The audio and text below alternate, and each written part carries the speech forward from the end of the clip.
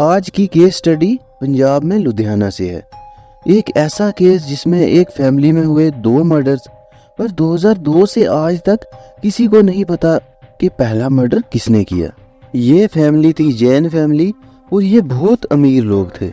इस फैमिली में 4 लोग थे, सुनील जैन, उनकी वाइफ रीमा जैन, इनका बेटा भानु और सुनील का भाई अनिल जैन, जिसे मिक्की भी कहते थे। इस फैमिली का बहुत बड़ा बिजनेस था, लगभग 100 करोड़ के मालिक थे ये। सुनील जैन इंडस्ट्रियलिस्ट थे, उनकी बीवी रीमा एक सोशल वर्कर थी और वो भी कुछ बिजनेस ही संभालती थी। भानु विदेश में स्टडी कर रहा था और मिक्की एक प्रॉपर्टी डीलर था और उसकी एक टेक्सटाइल फैक्ट्री भी थी और वो भी लुधियाना में ही। ये फैमिली बहुत खुशमिजाज फैमिली थी।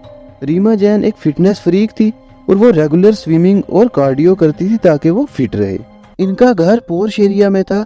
दिखने में तो वो सबको खुश ही लगते थे, पर बंद दरवाजे के पीछे उनके घर में क्या कुछ चल रहा था वो किसी को पता नहीं था। दिसंबर 2002 में इनके घर में पहला हादसा पेश आया जब सुनील जैन की किसी ने गोली मारकर हत्या कर दी और कातिल वहां से फरार होने में भी कामयाब हो गया। और आज तक किसी को पता नहीं कि सुनील जैन को किसने मारा था।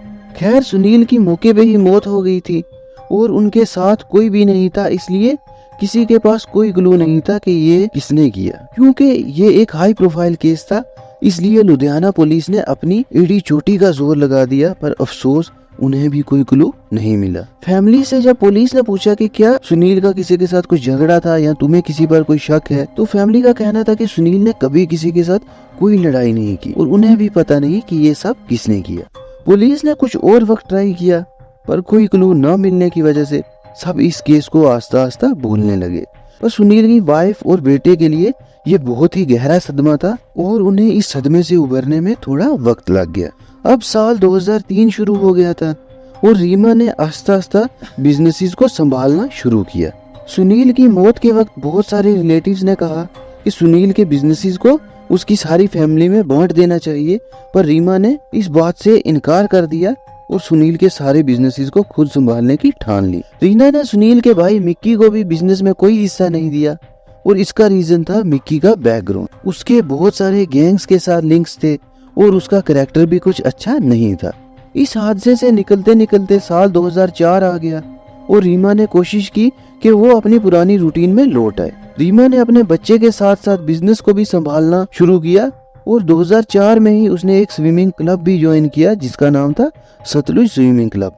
वो डेली काम खत्म करके कार्डियो और स्विमिंग के लिए सतलुज क्लब जाती। अभी ये फैमिली पहले हादसे से अच्छी तरह से उभरी ही नहीं थी कि एक और कहर इन पर आ बरसा। 30 जुलाई 2005 को रीमा सतलुज क्लब स्विमिंग के लिए गई, पर उसके बाद वो कभी घर नहीं लौटी।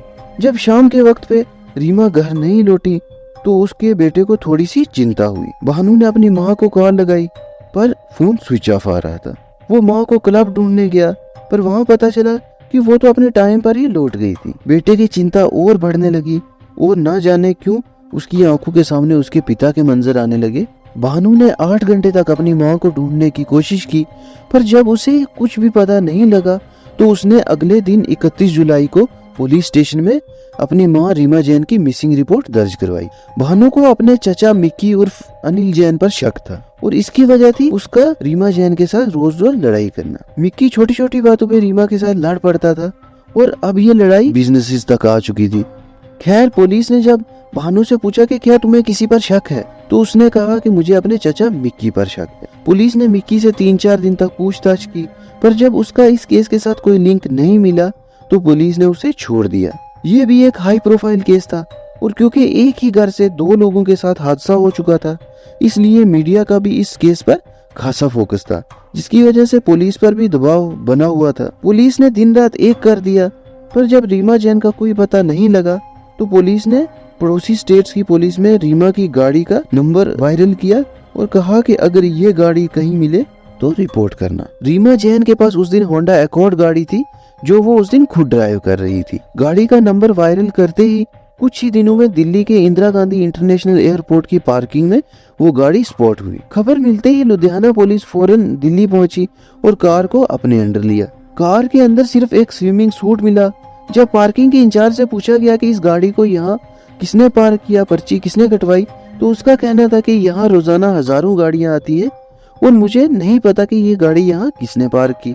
पुलिस ने यहाँ से ये प्रिज्यूम किया कि शायद रीमा जैन को अर्जेंटली किसी काम से विदेश जाना पड़ गया, इसलिए वो गाड़ी यहाँ पर पार्क करके विदेश चली गई है और वहां जाकर उनकी सिम वर्क नहीं कर रही, इसलिए उनने अपनी फैमिली के साथ कोई कांटेक्ट नहीं किया। पर उनके बेटे भानु के लिए ये बात हजम करना थोड़ा मुश्किल था, क्योंकि वो कैसे मान सकता था कि उसकी माँ उसे बिना बताए विदेश चली जाती, और अगर कहीं गई भी तो वो वहां जाकर भी भला अपने बेटे के साथ कांटेक्ट नहीं करेगी।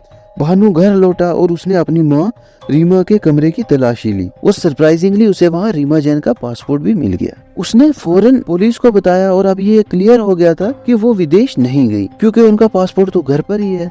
पुलिस को यहाँ पर लगा कि ये गाड़ी इंटरनेशनल एयरपोर्ट की पार्किंग में लगाकर उनको कोई गुमराह करने की कोशिश कर रहा है। पुलिस ने फिर से एक बार इस केस की इन्वेस्टिगेशन में तेजी लाई।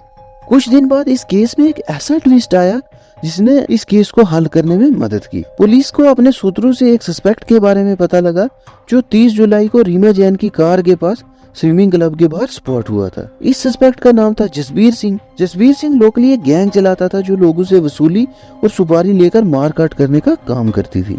जसबीर की गैंग में 2 और लोग जो इस केस के साथ लिंक्ड पाए गए, उनके नाम थे तरसीम सिंह और कुलदीप सिंह। क्लू मिलते ही पुलिस ने फौरन जसबीर के अड्डे पर छापा मारा।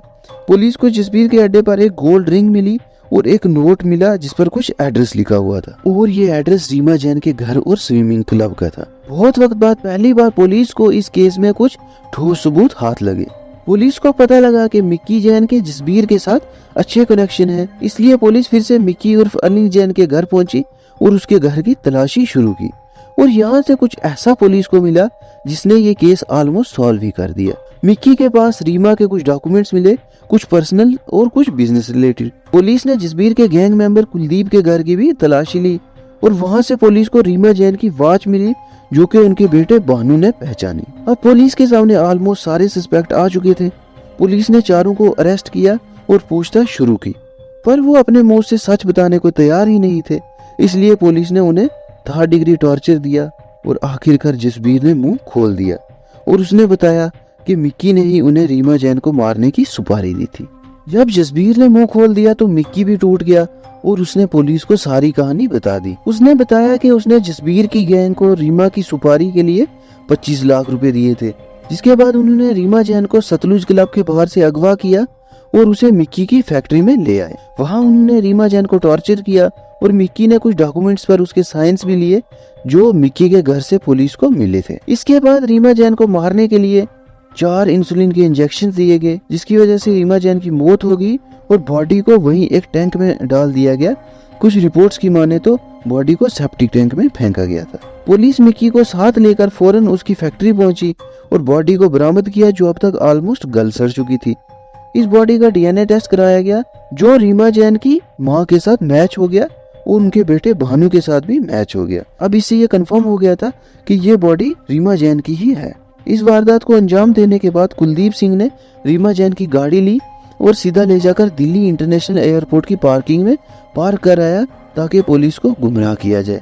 पुलिस अप्रैल 2006 तक अपनी चार्जशीट तैयार करके कोर्ट में पेश करती है और 7 साल तक ये केस कोर्ट में चलता है और आखिरकार साल 2012 में सेशन कोर्ट मिक्की उर्फ अनिल जैन, जसबीर सिंह, कुलदीप सिंह और तरसीम सिंह को उम्र कैद की सजा सुनाती है। इन सब ने सेशन कोर्ट के इस फैसले को हाई कोर्ट में चैलेंज किया, पर अभी तक ये केस हाई कोर्ट में चल रहा है। पुलिस ने इनसे पूछा कि क्या तुम्हारा रीमा के पति सुनील जैन के मर्डर के साथ भी कोई लिंक है, पर इन सब ने इस बात से साफ मना कर दिया और मिक्की ने भी कहा कि मैं अपने भाई का मर्डर क्यों करूंगा, और पुलिस को भी कोई क्लू नहीं मिला। जब ये सब करने का रीजन पूछा गया तो मिक्की ने इस बात पर कोई जवाब नहीं दिया, पर दिखने में तो यही लग रहा था ये प्रॉपर्टी का मसला था, बिजनेस के लिए ये सब किया गया।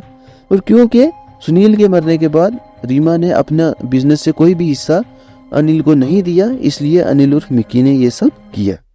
फाइनली रीमा जैन का केस सॉल्व हो गया, पर सुनील जैन का केस आज भी पेंडिंग है और शायद वो कभी सॉल्व ना हो।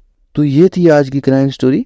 उम्मीद है आपको हमारी वीडियोस पसंद आती होंगी और ऐसे ही वीडियोस के लिए सब्सक्राइब करें हमारा चैनल।